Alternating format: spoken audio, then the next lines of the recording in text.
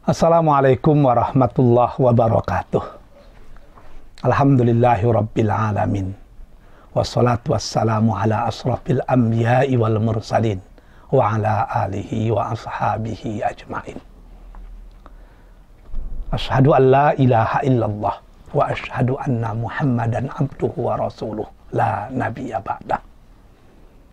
Ya ayyuhal hadirun inni usyikum wa iyaya bitaqwallah faqad fazal muttaqun. Kaum muslimin dan muslimat, hadirin dan hadirat yang dicintai Allah. Kembali kita bersyukur kepada Allah. Pada hari ini Allah masih memberi kita nikmat hidup.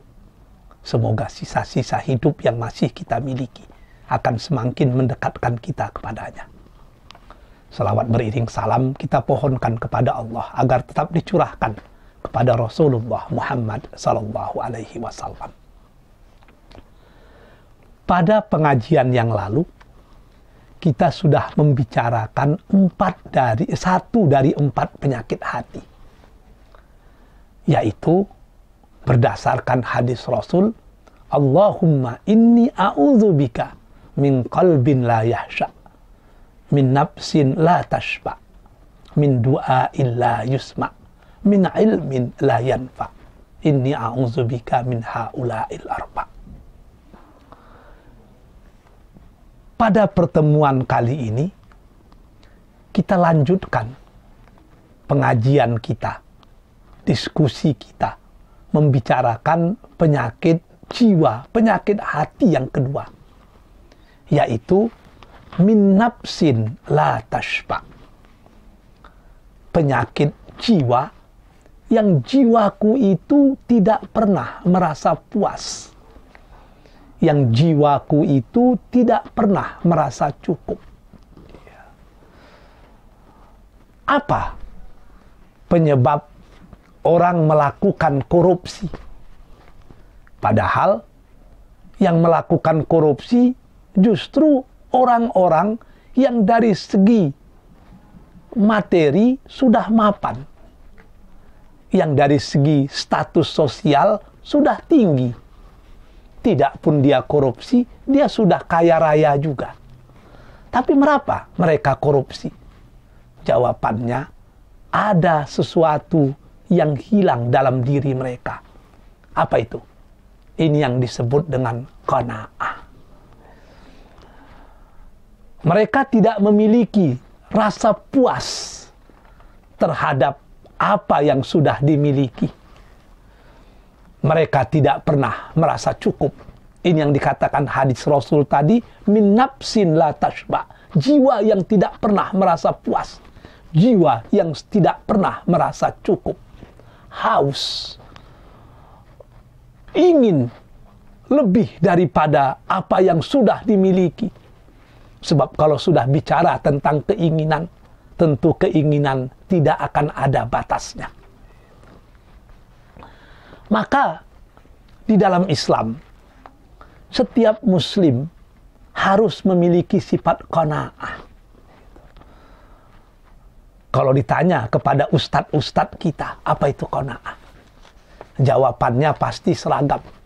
Qanaah itu adalah mensyukuri apa yang sudah kita miliki tanpa harus membanding-bandingkan dengan apa yang dimiliki orang lain. Sebab apa yang ada pada kita sesungguhnya itulah yang terbaik untuk kita. Bagi saya, ini definisi yang jami' mani'. Ini definisi yang bagus.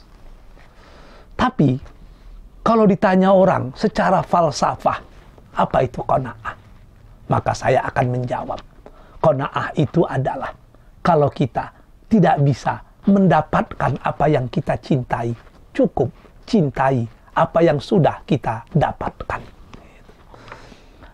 Mensyukuri apa yang sudah kita miliki tanpa harus membanding-bandingkan dengan apa yang dimiliki orang lain. Ini adalah kekayaan jiwa yang luar biasa. Ini adalah perisai atau tameng hati yang paling hebat. Orang andai kata sudah sampai pada level qanaah, maka dia tidak diperbudak oleh dunia. Ini yang pernah ditanyakan orang kepada Muhammad Iqbal, salah seorang ahli falsafah di India, yang dianggap mampu memadukan antara tasawuf dan falsafah. Orang bertanya padanya, apa beda orang beriman dan orang kafir dalam melihat dunia? Kata Iqbal, orang kafir melihat dunia, dia larut dalam dunia. Sementara orang beriman ketika melihat dunia, dunialah yang larut dalam dirinya. Dia yang mengatur hawa nafsunya, bukan dia yang diatur oleh hawa nafsunya. Maka penyakit jiwa yang tidak pernah merasa puas, ini akan menjadi petaka yang tidak berujung.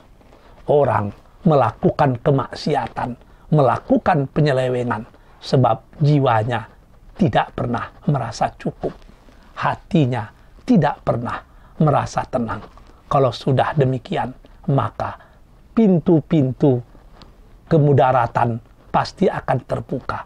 Pintu-pintu kemaksiatan pasti akan berentet terjadi. Oleh sebab itu, hiasilah diri kita dari sifat qanaah, mensyukuri apa yang kita miliki. Jauhilah hidup kita dari sifat di mana kita tidak pernah merasa puas terhadap apa yang sudah kita miliki.